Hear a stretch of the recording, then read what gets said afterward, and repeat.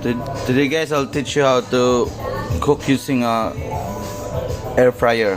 So first, of course, that guys, put this here. I would like siomai and lumpia. Set it to 30. Set it to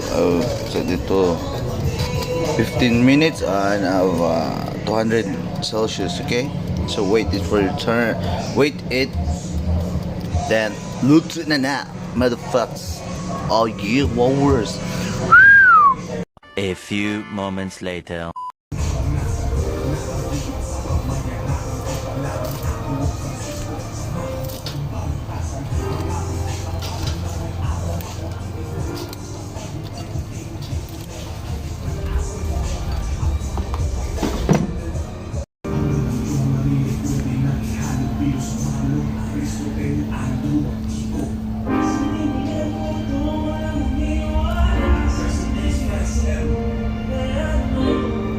Oh yeah, Wowers.